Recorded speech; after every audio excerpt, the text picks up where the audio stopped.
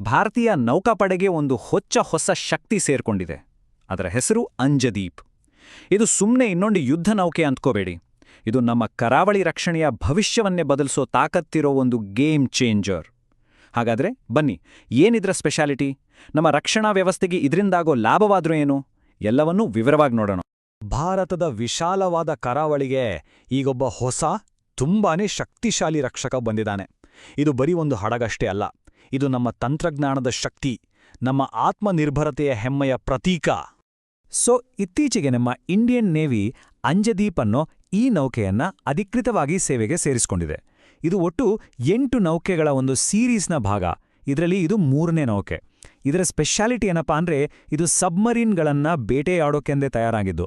ಅದಕ್ಕೆ ಇದನ್ನ anti submarine warfare shallow water craft ಅಥವಾ ಚಿಕ್ಕದಾಗಿ ASWSWC ಅಂತ ಕರೀತಾರೆ. ಹಾಗಾದ್ರೆ ಇದರ ಮೇನ್ ಕೆಲಸವಾದ್ರೂ ಏನು ನೋಡಿ.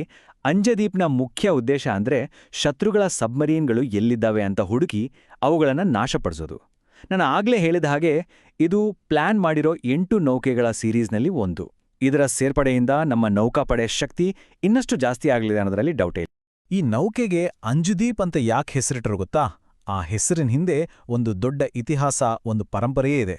ಅಂಜದೀಪ್ ಅನ್ನೋದು ಸುಮ್ಮನೆ ಒಂದು ಹೆಸರಲ್ಲ, ಅದೊಂದು ಹೆಮ್ಮೆಯ ಸಂಕೇತ. ಬನ್ನಿ, ಆ ಕತೆ ಏನು ಅಂತ ಮಾಡೋಣ. ಈ ನೌಕೆಯ ಹೆಸರು ಬಂದಿರೋದು ನಮ್ಮ ಕರ್ನಾಟಕದಿಂದಲೇ. ಹೌದು, ಕಾರವಾರ ಕರಾವಳಿಯ ಹತ್ತಿರ ಅಂಜದೀಪ್ ಅನ್ನೋ ಒಂದು ಐತಿಹಾಸಿಕ ದ್ವೀಪ ಇದೆ. ಆ ದ್ವೀಪದ ಹೆಸರನ್ನೇ ಈ ನೌಕೆಗೆ ಇಡಲಾಗಿದೆ. ಇದು ಕೇವಲ ಒಂದು ಹೆಸರಲ್ಲ, ನಮ್ಮ ನಾಡಿನ ಜೊತೆಗಿನ ಒಂದು ಭಾವನಾತ್ಮಕ ಸಂಬಂಧ. ಅಷ್ಟೇ ಅಲ್ಲ, ಈ ಹೆಸರು ನಮ್ಮ ನೇವಿಗೆ ಹೊಸದೇನೂ ಅಲ್ಲ. ಯಾಕಂದ್ರೆ ಇದೇ ಹೆಸರಿನಲ್ಲಿ ಅಂದ್ರೆ INS ಅಂಜದೀಪ್ ಅಂತಲೇ ಒಂದು ಯುದ್ಧ ನೌಕೆ ಇತ್ತು. ಅದು ತುಂಬಾ ವರ್ಷಗಳ ಕಾಲ ದೇಶಕ್ಕೆ ಸೇವೆ ಸಲ್ಲಿಸಿ 2003ರಲ್ಲಿ ರಿಟೈರ್ ಆಯಿತು. ಈಗ ಅದೇ ಹೆಸರಿನಲ್ಲಿ ಈ ಹೊಸ ನೌಕೆ ಬಂದಿದೆ. ಅಂದ್ರೆ ಆ ಹಳೆಯ ನೌಕೆಯ ಶ್ರೇಷ್ಠ ಪರಂಪರೆಯನ್ನ ಇದು ಮುಂದುವರಿಸ್ಕೊಂಡು ಹೋಗ್ತಾ ಇದೆ. ಈ ನೌಕೆಯ ಇನ್ನೊಂದು ದೊಡ್ಡ ಹೆಗ್ಗಳಿಕೆ ಅಂದ್ರೆ ಇದರ ಮೇಕಿಂಗ್. ಇದರ ಡಿಸೈನ್, ಇದರ ಬಿಲ್ಡಿಂಗ್ ಎಲ್ಲವೂ ಸಂಪೂರ್ಣವಾಗಿ ನಮ್ಮ ದೇಶದಲ್ಲೇ ಆಗಿರೋದು. Made in India. ಇದು ಆತ್ಮನಿರ್ಭರ ಭಾರತದ ನಿಜವಾದ ಶಕ್ತಿ ಏನು ಅನ್ನೋದನ್ನ ಇಡೀ ಜಗತ್ತಿಗೆ ತೋರಿಸುತ್ತೆ. ಸರಿ, ಇದನ್ನ ಕಟ್ಟಿದ್ಯಾರು? ಕೋಲ್ಕತ್ತಾದಲ್ಲಿರೋ Garden Reach Ship Builders and Engineers ಅಂದ್ರೆ GRSC ಸಂಸ್ಥೆ ಇದನ್ನ ನಿರ್ಮಿಸಿದೆ. ಇದರಲ್ಲಿ ಇನ್ನೊಂದು ಇಂಟ್ರೆಸ್ಟಿಂಗ್ ವಿಷಯ ಏನಂದ್ರೆ, ಈ ಪ್ರಾಜೆಕ್ಟ್ ಕೇವಲ ಸರ್ಕಾರಿ ಸಂಸ್ಥೆ ಇದ್ದಲ್ಲ, ಇದೊಂದು ಪಬ್ಲಿಕ್ ಪ್ರೈವೇಟ್ ಪಾರ್ಟ್ನರ್ಶಿಪ್ ಮಾಡೆಲ್. ಅಂದ್ರೆ ಸರ್ಕಾರಿ ಮತ್ತು ಖಾಸಗಿ ಕಂಪನಿಗಳು ಒಟ್ಟಾಗಿ ಕೆಲಸ ಮಾಡಿ ಇದನ್ನ ಪೂರ್ಣಗೊಳಿಸಿವೆ. ಇದು ನಮ್ಮ ದೇಶದ ಡಿಫೆನ್ಸ್ ಮ್ಯಾನುಫ್ಯಾಕ್ಚರಿಂಗ್ನಲ್ಲಿ ಒಂದು ದೊಡ್ಡ ಮೈಲಿಗಲ್ಲು. ಸರಿ, ಇಷ್ಟೆಲ್ಲ ಆಯ್ತು. ಈಗ ಅಂಜದೀಪ್ನ ಟೆಕ್ನಿಕಲ್ ಕೇಪಬಿಲಿಟೀಸ್ ಬಗ್ಗೆ ಮಾತಾಡೋಣ. ಅಂದ್ರೆ ಯಾವೆಲ್ಲ ಫೀಚರ್ಸ್ ಇದನ್ನ ಇಷ್ಟೊಂದು ಪವರ್ಫುಲ್ ಮಾಡುತ್ತೆ ಅಂತ ನೋಡೋಣ. ಅಂಜದೀಪ್ ಒಂದು ಯುನೀಕ್ ರೆಕಾರ್ಡ್ ಹೊಂದಿದೆ. ಏನದು ಅಂದ್ರೆ, ಇದು ವಾಟರ್ ಜೆಟ್ ಟೆಕ್ನಾಲಜಿಯಿಂದ ಓಡೋ ಭಾರತದ ಅತಿದೊಡ್ಡ ಯುದ್ಧ ನೌಕೆ. ವಾಟರ್ ಜೆಟ್ ಅಂದ್ರೆ ಏನು?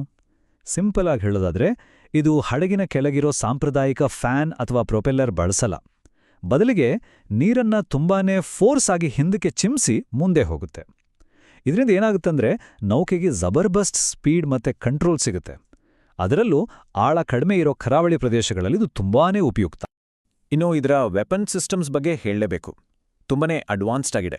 ಇದರಲ್ಲಿ ಲೈಟ್ ವೇಟ್ ಟಾರ್ಪಿಡೋಗಳಿವೆ, ನಮ್ಮ ದೇಶದಲ್ಲೇ ತಯಾರಾದ ಆಂಟಿ ಸಬ್ಮರೀನ್ ರಾಕೆಟ್ಗಳಿವೆ, ಹಾಗೆ ನೀರೊಳಗಿನ ಅಪಾಯಗಳನ್ನು ಪತ್ತೆ ಮಾಡೋಕೆ ಸ್ಪೆಷಲ್ ಸೋನಾರ್ ಸಿಸ್ಟಮ್ಸ್ಗಳು ಇವೆ. ಒಟ್ಟಿನಲ್ಲಿ ನೀರೊಳಗಿನ ಯಾವುದೇ ಥ್ರೆಟ್ ಅನ್ನ ಇದು ಈಸಿಯಾಗಿ ನಿಭಾಯಿಸಬಲ್ಲದು. ಸರಿ, ಈ ಎಲ್ಲ ಟೆಕ್ನಿಕಲ್ ಫೀಚರ್ಸ್ ನಮ್ಮ ದೇಶದ ಭದ್ರತೆಗೆ ಹೇಗೆ ಸಹಾಯ ಮಾಡುತ್ತೆ ಅಂತ ನೋಡೋಣ. ಇದರ ಎಂಟ್ರಿಯಿಂದ ನಮ್ಮ ನೇವಲ್ ಆಪರೇಷನ್ಸ್ ಮೇಲೆ ಒಂದು ದೊಡ್ಡ ಸ್ಟ್ರಾಟಜಿಕ್ ಇಂಪ್ಯಾಕ್ಟ್ ಆಗಲಿದೆ. ಇದರ ಪ್ರಮುಖ ಕೆಲಸಗಳನ್ನ ನಾವು 3 ಭಾಗಗಳಾಗಿ ನೋಡಬಹುದು. ನಂಬರ್ 1, ನಮ್ಮ ಕರಾವಳಿಯ ಮೇಲೆ 24x7 ಕಣ್ಣಿಡೋದು ಅಂದ್ರೆ ಸರ್ವೇಲೆನ್ಸ್. ನಂಬರ್ 2, ಶತ್ರುಗಳ ಸಬ್ಮರೀನ್ಗಳ ಮೇಲೆ ಪರಿಣಾಮಕಾರಿಯಾಗಿ ಅಟ್ಯಾಕ್ ಮಾಡೋದು. ಮತ್ತು ನಂಬರ್ 3, ಬೇಕಾದಾಗ ಸಮುದ್ರದಲ್ಲಿ ಮೈನ್ಗಳನ್ನ ಹಾಕಿ ಒಂದು ಡಿಫೆನ್ಸ್ ಲೈನ್ ಕ್ರಿಯೇಟ್ ಮಾಡೋದು. ಓವರಾಲ್ ಆಗಿ ಹೇಳೋದಾದ್ರೆ, ಅಂಜದೀಪ್ ನಮ್ಮ ನೌಕಾಪಡೆಯ 3 ಪ್ರಮುಖ ಸಾಮರ್ಥ್ಯಗಳನ್ನ ಸಿಕ್ಕಾಪಟ್ಟೆ ಬಲಪಡಿಸುತ್ತೆ. ಅವು ಯಾವ್ಯಾವು ಅಂದ್ರೆ anti submarine warfare, coastal surveillance ಮತ್ತು ಮೈನ್ ಲೇಯಿಂಗ್. ಅಂದ್ರೆ ಸಬ್ಮರೀನ್ ಬೇಟೆ, ಕರಾವಳಿ ಕಣ್ಗಾವಲು ಮತ್ತು ಮೈನ್ಗಳನ್ನ ಹಾಕೋದು.